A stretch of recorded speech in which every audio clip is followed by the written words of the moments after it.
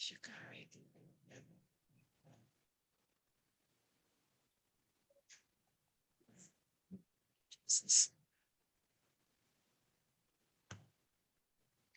Good afternoon, everyone. Good afternoon on this warm Tuesday. But we're grateful to God, though. We're grateful to God. Thank you so much for joining us on this platform on today, acknowledged as Project 365. I am Portia Wheatley. I am the founder and the president of a nonprofit organization acknowledged as Trophy of Life Incorporated, where we have the great opportunity, the privilege, and the assignment to bring you hope, encouragement, and inspiration for 365 consecutive days. And today, this is the 187th day. Well, tell the Lord, thank you. Well, let me bring in my co-host. Hello, everyone. My name is Sha Carri Richardson, and I'm so happy to be here with you on this 187th day. I cannot believe that it's been that many days already. The year's surely going by so fast. Before we bring on our guest today, I just want to remind all of you to please go to our YouTube page, like, share, subscribe. When you do that, you help us bring hope, encouragement, and inspiration around the entire globe.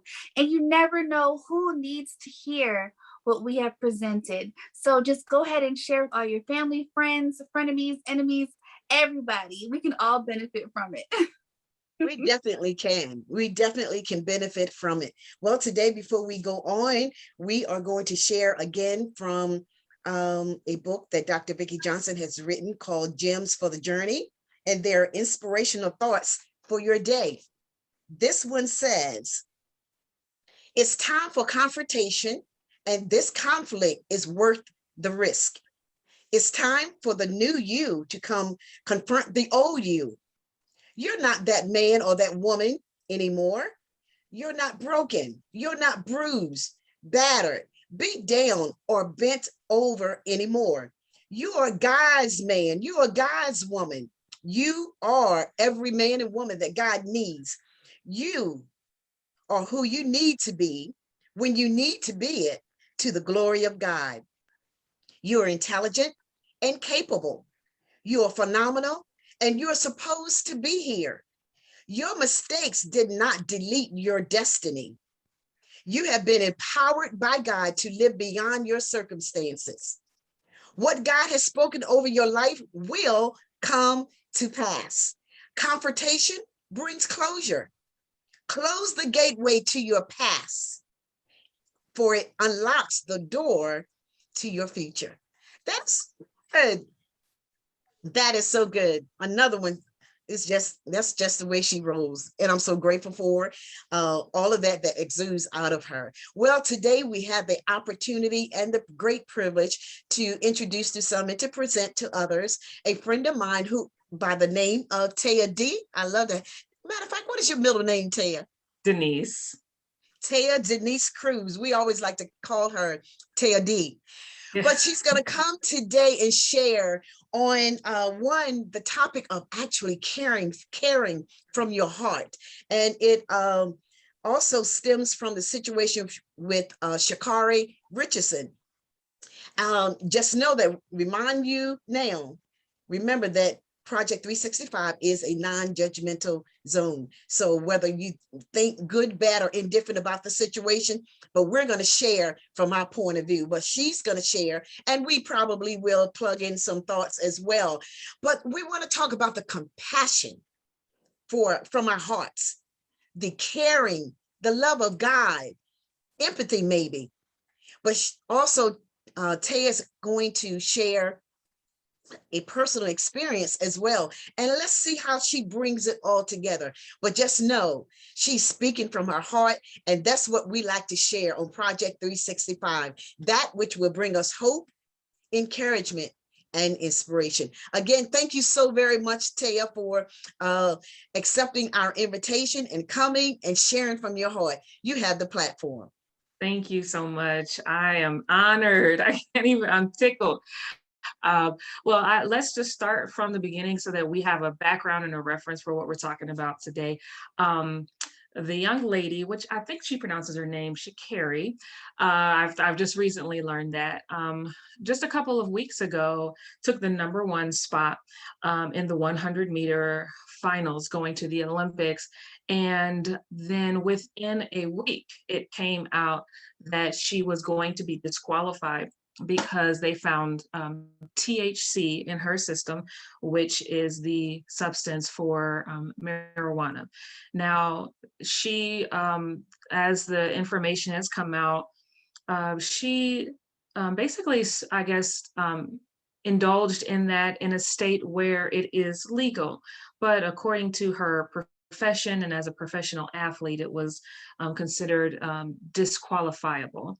And so what I saw within a span of 7 days, a celebration for a young 21-year-old who had nearly a week prior had just found out about the passing of her biological mother, and just the celebration that she's now the it girl. And within 6 days, the commentary that was coming out about how she was stupid and how she had missed an opportunity and so forth, it was a grievance to me.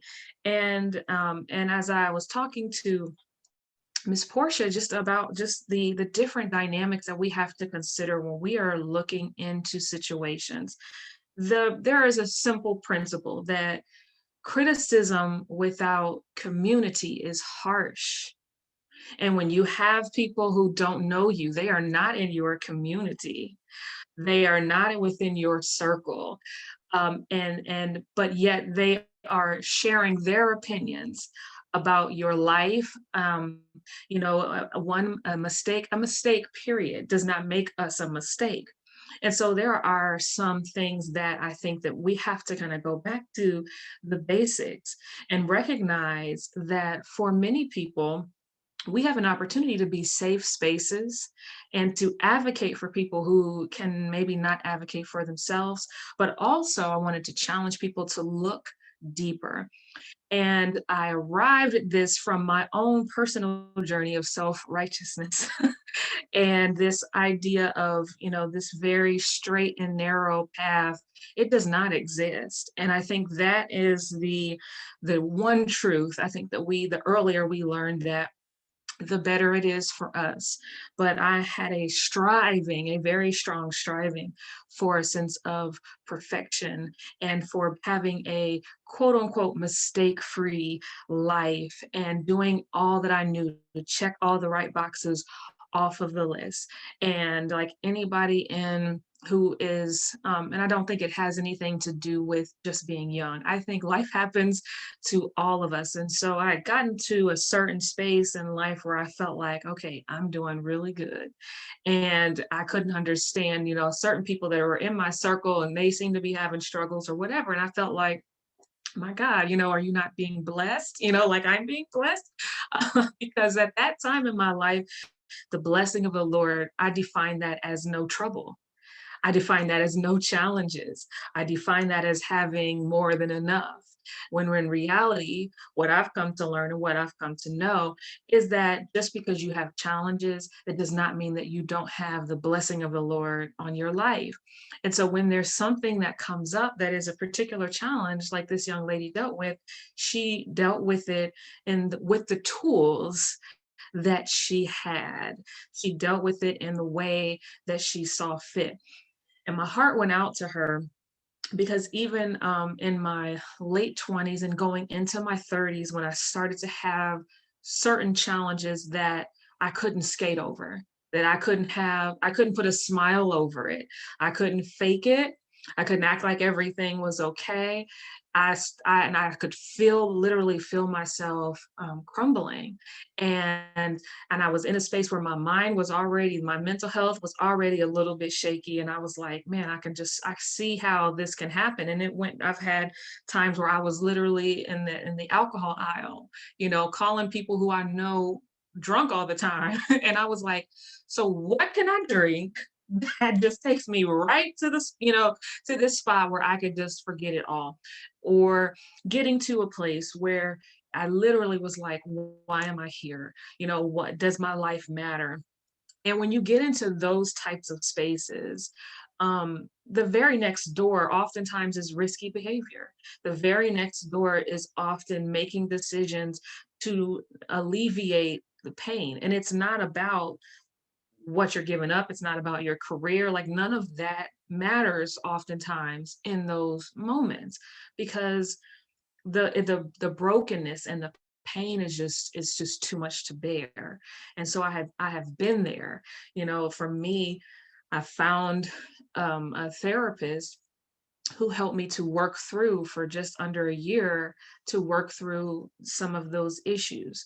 But I think we're in a culture now and like the language is changing, right? So now we're talking about trauma and now we're talking about what people have been exposed to. And so when we see someone like this young woman make a mistake, our instinct should not be to talk about how she's ruined her life because the reality is she hasn't ruined her life. And I thank God social media wasn't around when I was 21. So, and I had the opportunity to develop on my own without being in the spotlight, without being in the public eye for the most part. I had some church exposure, but I was able to learn and grow and have my moments without people nitpicking everything. And so there are a few principles I think that we have to remember, especially as believers, is one of our primary responsibilities as a believer is to unify. So anything that we do that is causing division or contention is really it is contrary to the nature of the one who saved our souls. And so our instinct is not to cause division, but to unify. So when we post things or when we're sharing things or when we're sharing our opinions and they are slicing through the room or slicing through the conversation and it's creating two separate camps, we're already off track. Secondarily, it is important to understand that no matter where you are in life, no matter what you've accomplished, you still have influence.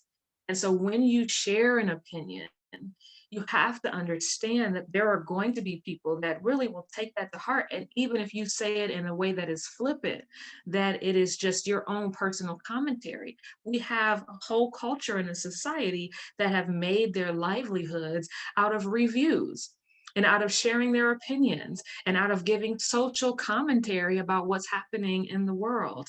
There are literally people that make hundreds of thousands of dollars doing this, every day, whether it's a product or whether it's something that's happening, and it's all over clickbait, and it's not it's not any more insight into that situation. It is simply their opinion about the information that we know. And so then I think thirdly, again, is just to consider the fact that we have a small slither of information about someone's life. This is where I think Christ was admonishing us in Matthew 7 about judgment, because what he's saying is what we see is really just the surface. What's happening beneath the surface of somebody's life, how they got there, where they came from. And not only that we can see in the physical, but what's in their family line, what's in their bloodline, what are they fighting against and contending with that maybe they don't even know yet.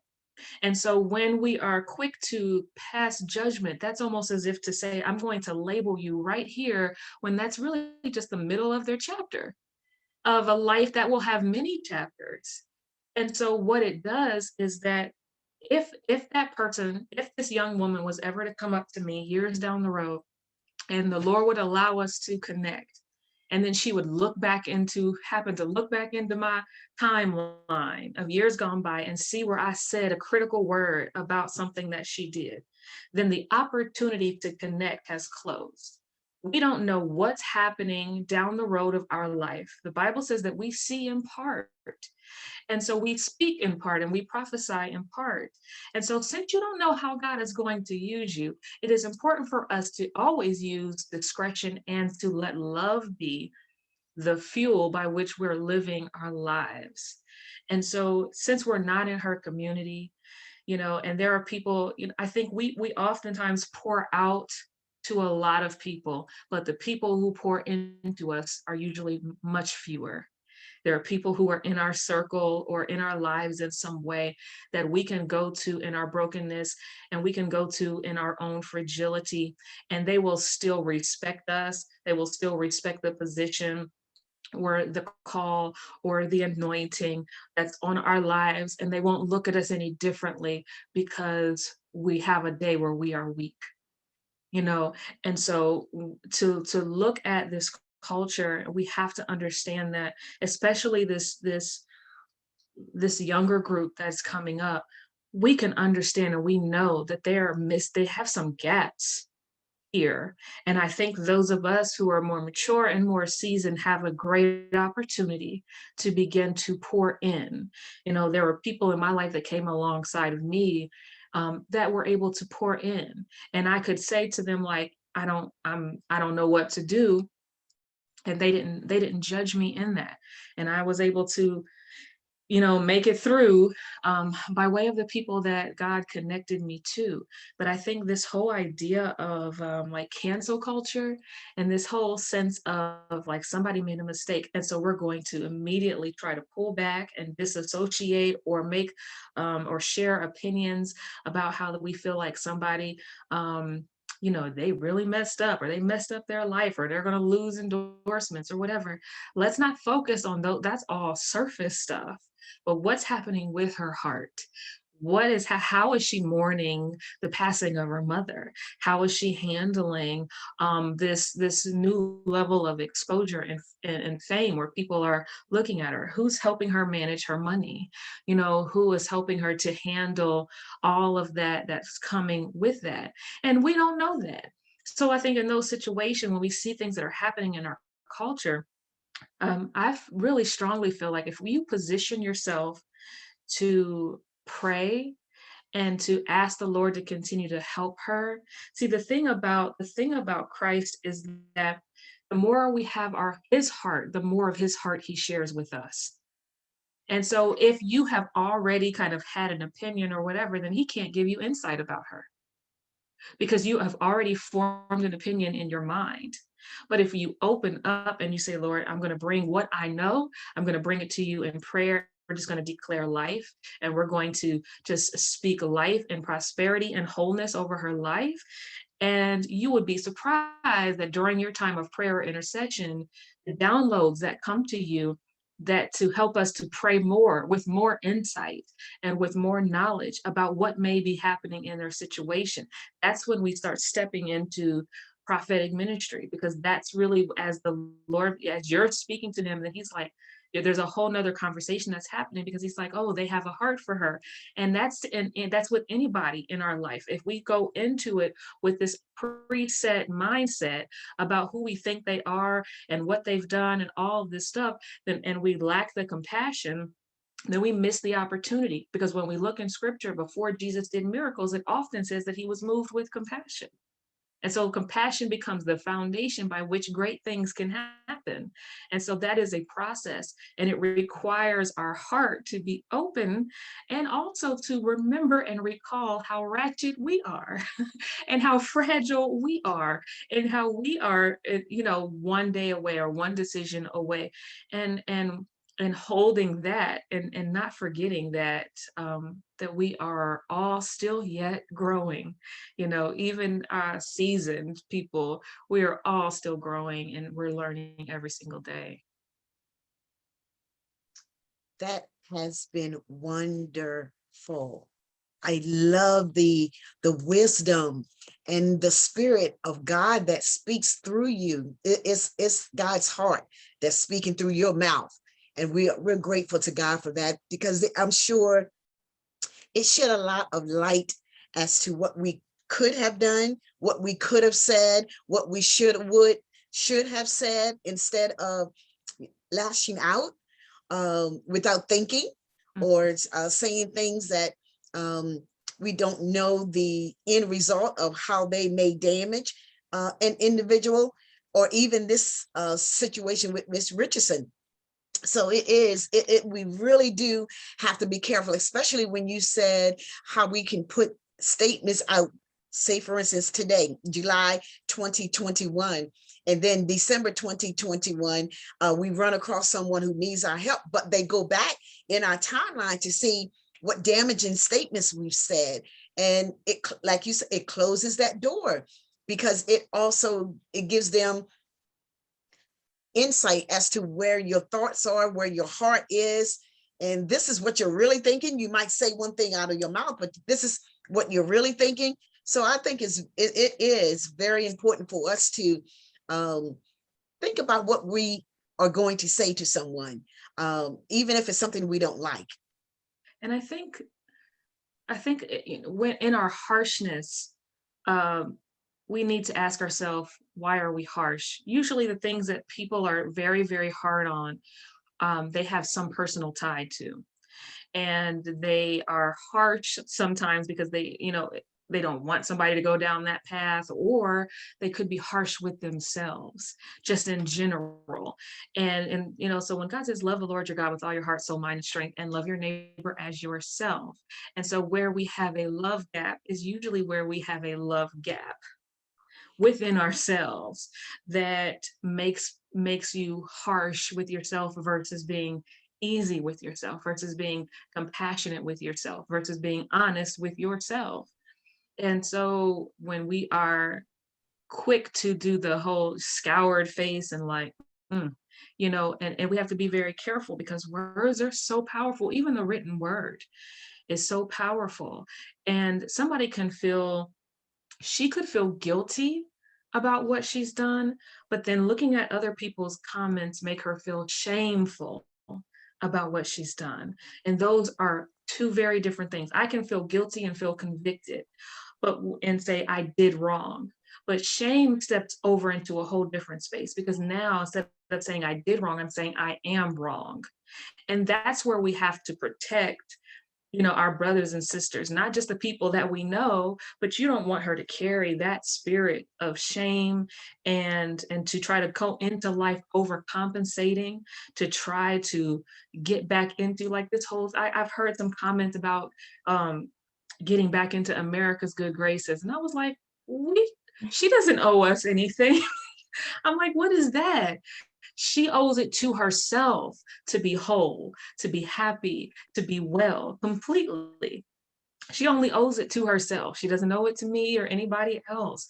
And I'm like, we have really shifted, and I think elevated ourselves. As the Bible says, thinking more highly of ourselves than we ought to, because we feel like, okay, I'm going to share exactly what I feel about this situation. And all it tells me is that you're not living on purpose. Like if something like this has completely occupied your day and you've built a whole commentary around somebody else's life, then my admonishment to you would be to get busy with doing whatever God told you to do, and to take this into prayer. And so I think it is about coming back to the basics, with our faith, and being an example and being light. And the thing about it is, if we are so quick, I said to somebody, because they were always kind of trying to avoid difficult situations. They only hung out with Christians. They never did anything that made them uncomfortable. And I said, how do we know if we're light if we keep removing ourselves from the darkness? I will never know. I will only, so it creates this like elitist kind of a culture, within the body of Christ. And so we have to be able and willing and prepared to have these conversations that could be uncomfortable, but at the same time, we're supposed to be light in darkness. So while everybody else is bashing, we should be saying, we're with you, sis. We are praying for you. We are supporting you, still rocking with you. Because when it gets down, she's going to always remember, like, oh, there were people out here that were supporting me, maybe even when I didn't believe in myself. And I've had those experiences, and so many people, if they were honest, have had those experiences. There were people who say, I believe in you. And I was like, I don't know why, but they did. And I can stand on the other side of it with a clearer vision, because somebody helped carry me through when I couldn't see. And so I feel like it is our opportunity to really be light, as opposed to just being more of the haze that she's got to sift through and that other people will have to sift through, you know? That is good. This is our time. It's an opportunity. That Is word right there is an opportunity for us to step up when everyone else is bashing for whatever reason. We're not saying it is right that she did that or whatever, but help her through it. If we go into some of our skeletons in our closets, you'd be like, no, no, no, no, no, no, no, no, don't look at that. I have to turn around, the collar turned around. I have, my robe on now. That was back then. But help her through these situations that she's going through right about now. Just the fact of her losing her mother and how she found out that she lost her mom passed away. Just be there for strength, support. And I like what you said about the therapist. We need, God knows some of us need a therapist. I mean, whether it's a paid therapist or a friend. And I admonish individuals to be a friend that you're looking for. And I remember growing up, I was looking for someone to actually, someone that I can talk to and know that what I shared would not go any further. Had no thought that that person would take it any further. And I became that person that I was looking for. And now, it makes a whole lot of difference when people can come to you and share. And even before we start a conversation, I'm like, if you think that this conversation is going to go any further than you and I'd rather for you not to say anything to me, because if it's shared, it's going to be you that's sharing whatever we talk about. So I admonish individuals to become friends, confidants, friends that people can come to and like, I did this. Can you help me through this? Not to pacify it. yes. We just like God, we love the person, but we don't like God doesn't like the sin. We love the person, but we may not like what they do. So we help them to do better or help them to get to a better place and a better space in their life so that we are able, out of the Spirit of God, hallelujah, sorry, so that we are able to pour into people, not out of our own thoughts and whatever we think should be said or done, whatever God leads us to share with them at that particular time. It may be even a situation that you've never experienced, but when we acknowledge God and when we ask God to, God, what should I say to them? How should I say it? When should I say it? All of that comes into play because we're just God's instruments. So I admonish us, seek God.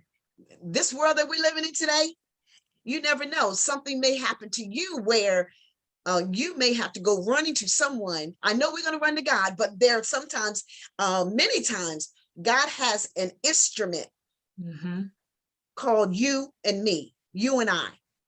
So it's amazing. It is amazing that God is always there for us. He's always there. Yes, he sure is. And I have a lot to say, but I'm not gonna say it all.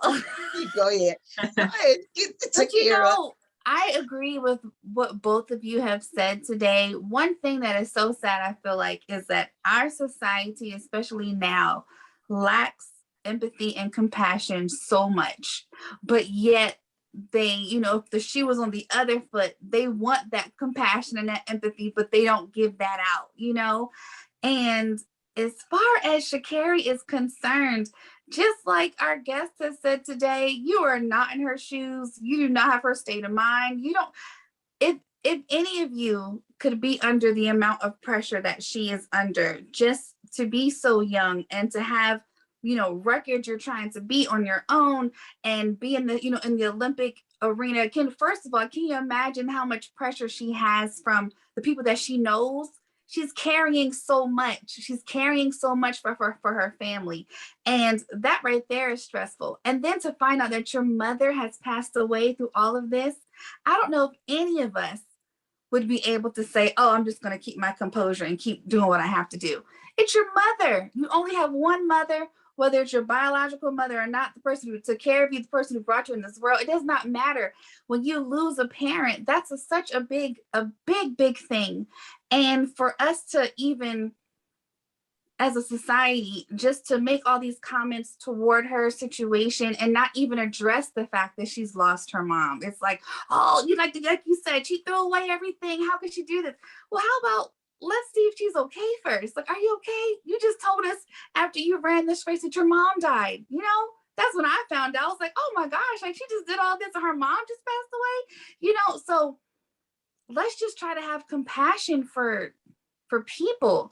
And it all goes back to just being human. I don't think our society really knows how to be or what it is to be human anymore, because we're so desensitized with everything.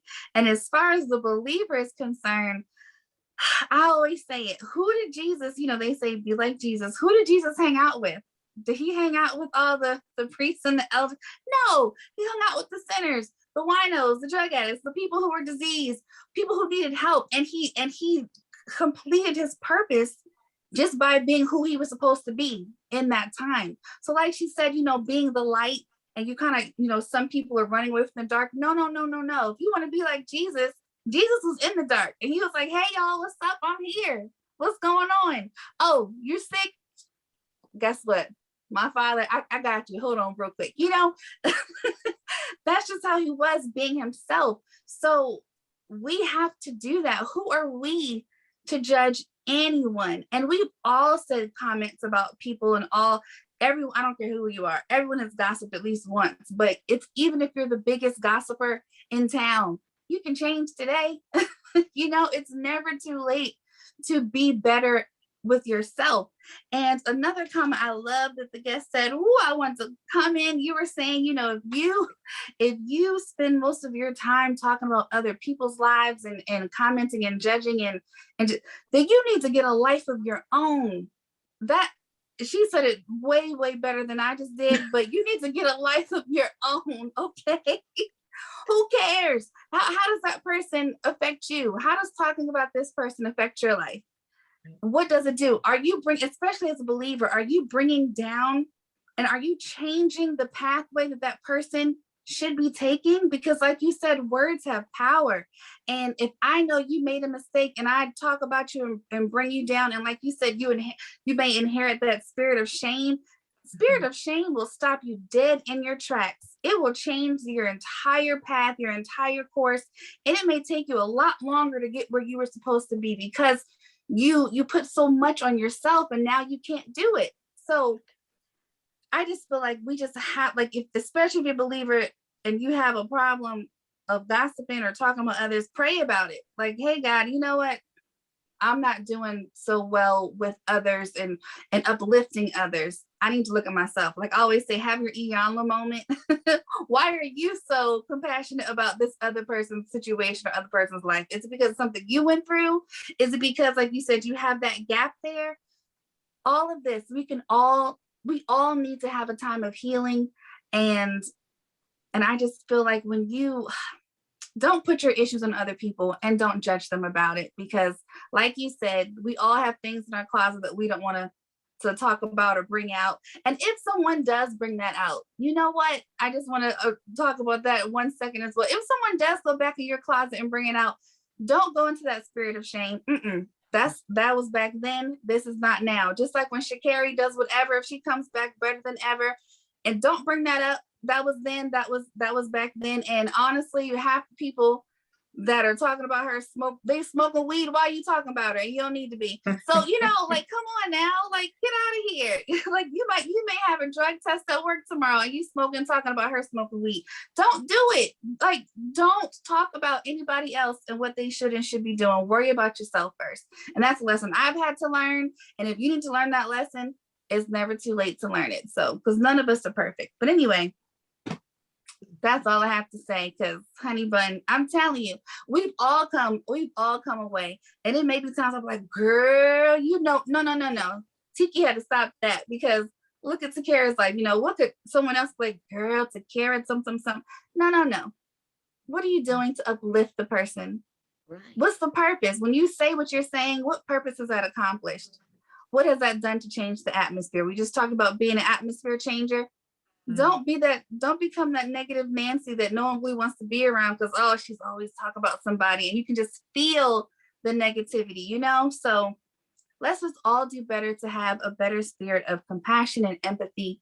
And just one more comment, when someone says, because sometimes people don't really understand what that means. When someone says, have an open heart, have an open mind, that's without judgment. You take whatever you have thought about that situation, about that person, and you're taking it out. You're having an open heart and you're accepting them or that situation, or looking at that situation from a non-judgmental view without any type of, negativity. Let's open our hearts, guys, because that's special believers. That's what God would do. That's what God does. He still loves us, even though you're not perfect. I'm not perfect. So, yeah. Yeah. And Yes. the church said, amen.